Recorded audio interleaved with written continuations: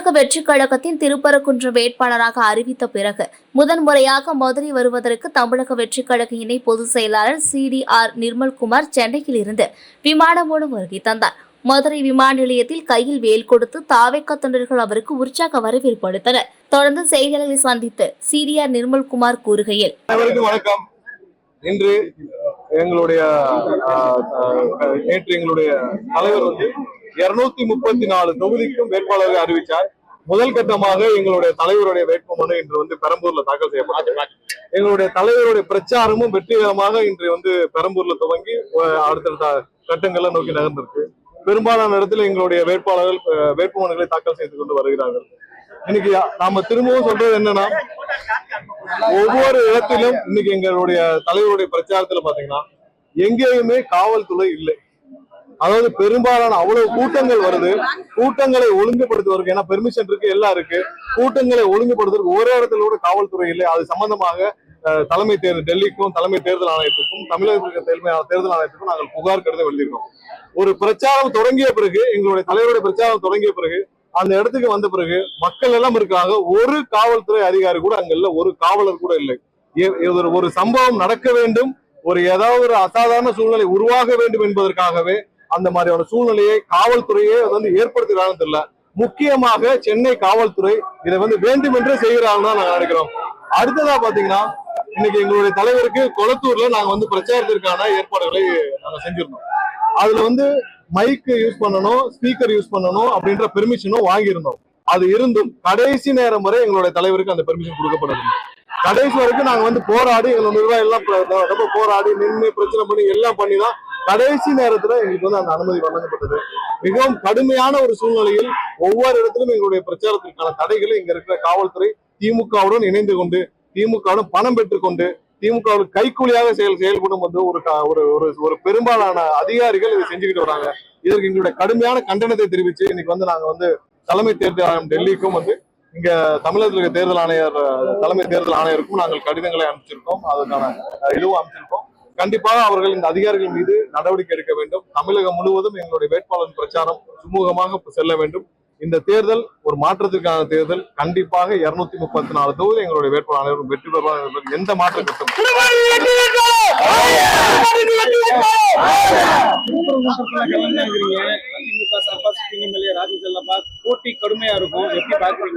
அதிமுக கட்சி இந்த தேர்தலுக்கு அப்புறம் இருக்காது என்பது தமிழக மக்கள். அதிமுக என்ற கட்சி இந்த தேர்தலுக்கு அப்புறம் இருக்காது. அதிமுக என்ற கட்சிக்கு வாக்களிப்பது பாரதிய ஜனதா கட்சிக்கு வாக்களிப்பது சமம். இந்த தேர்தலுக்கு பிறகு திரு எடப்பாடி பழனிசாமி அவருக்கே நல்லா தெரியும், திரு எடப்பாடி பழனிசாமி அவர்கள் பொதுச் செயலாளராக இருக்க போவது கிடையாது என்பது உறுதி. ஏன்னா அது அவருக்கும் தெரியும். அது தெரிஞ்சுதான் அவர் வேற வழி இல்லாமல் இன்று அவங்க எல்லாம் பாரதிய ஜனதா கட்சியுடைய கட்டுப்பாட்டில் இருக்கிறார்கள். இந்த தேர்தலுக்கு பிறகு அந்த கட்சி எல்லாம் பாரதிய ஜனதா கட்சியோடு சேர்க்கப்படும். இந்த தேர்தலோடு அதிமுக கட்சியே இருக்காது. பாவம் புரட்சி தலைவர் தன்னுடைய சொத்துக்களை எல்லாம் கொடுத்து ஆரம்பிச்ச ஒரு கட்சி. அம்மா 30-35 வருஷம் போராடி உயிரை கொடுத்து காப்பாற்றிய கட்சி இன்று டெல்லி கபலீகரம் செய்வதை தமிழக மக்கள் மாற்றிக்கொள்ள மாட்டார்கள். இன்று எல்லா இடத்திலையும் அதிமுகவிற்கு வாக்களிப்பது பாரதிய ஜனதா கட்சிக்கு வாக்களிப்பதற்கு சமம். அதனால எந்த இடத்திலும் அதிமுக வேட்பாளர்கள் வெற்றி பெற போவது கிடையாது. எங்களுக்கு ஒரே போட்டு திமுக தான். திமுக கண்டிப்பாக இந்த 2011 என்ன மாதிரி முடிவு ஒரு எதிர்கட்சி கூட ஆக முடியாத ஒரு நிலைமை இருந்துச்சோ அதேதான் இப்ப நடக்கும். அதிமுக யாரு நின்றாலும் எங்களுக்கு கவலை இல்லை. கண்டிப்பாக திருப்பரங்குன்றத்தில் வெற்றி வாய்ப்பு 100% உறுதி செய்யும். அவர் நடிப்பு எடுப்படாதுன்னு சொல்லிட்டு ராஜினாமா பண்ணிருக்காரு. எப்படி நீங்க பாக்குறீங்க? ஐஸ்கிரீம் சாப்பிட குழந்தை மாதிரி பேசுறாரு விஜய். அதாவது இவங்களுக்கு எல்லாம் என்ன செய்யணும்னே தெரியல. அந்த அதிமுக ஒரு பழைய பெருச்சாளிகளுக்கு என்ன செய்யணும்னு தெரியல. அந்த பழைய பெருச்சாளிகள் ஒன்னே ஒண்ணு சொல்றேன், டெபாசிட்டாவது வாங்க முடியுமான்னு பாருங்க. அந்த பழைய பெருச்சாளி ஏன்னா யாரும் இவரு அவரு எல்லாம் சொல்ல தேவையில்லை. இவங்க எல்லாரும் பேச வேண்டியது திமுக பத்தி பேசுறாங்களா? இல்ல. 4 நாள் ஒரு 6 மாசத்துக்கு முன்னாடி வரைக்கும் உங்களுடைய பொதுச் செயலாளர் தற்குறி பழனிசாமி, தவழ்ந்து போய் பதவி வாங்கிய பழனிசாமின்னு சொன்ன அண்ணாமலையுடன் கூட்டணி வைக்கிற உங்களுக்கு, நீங்கள் அவருடன் சேர்ந்து பாரதிய ஜனதா கட்சியுடன் கூட்டணி சேர்ந்த உங்களுக்கு பேசுவதற்கு, பொதுவில் பேசுவதற்கு எந்த தகுதியும் கிடையாது. அவங்கள பத்தி நாங்க பேச வேண்டியது. இந்த பழைய பெருச்சாளிகள் அனைவரும் அவங்களுடைய சொத்துக்களை காப்பாற்றுவதற்காக இன்னைக்கு பாரதிய ஜனதாவுடைய அடிமைகளாக இருக்கிறார்கள். அவரை பற்றி எங்களுக்கு கவலை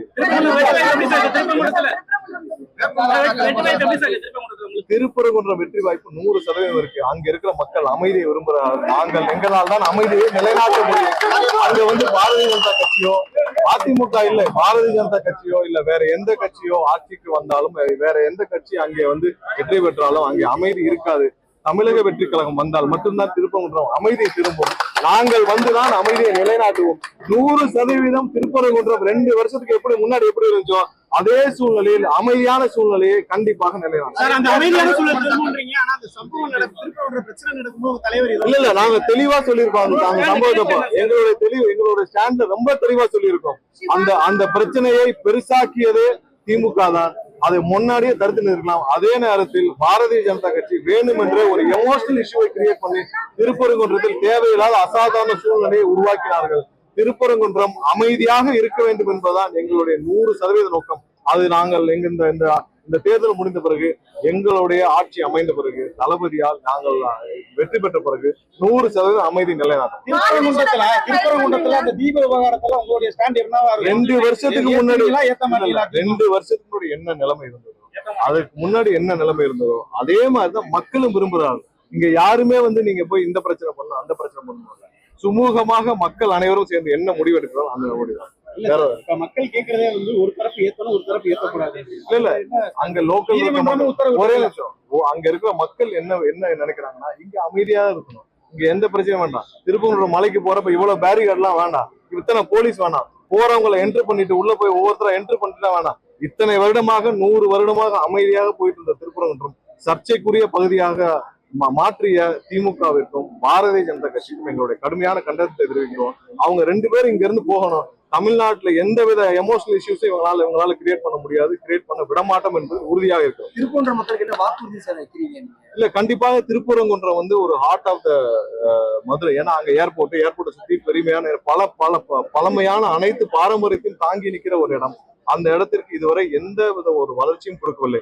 மிகப்பெரிய ஒரு எல்லா தரப்பு மக்களும் வாழும் ஒரு இடம். அங்க எந்த ஒரு இண்டஸ்ட்ரி அவங்களுக்கு என்ன வேலை வாய்ப்புகள் சரியான போக்குவரத்துகள் ஒரு பாலங்கள் எதுவுமே அமைக்கப்படவில்லை.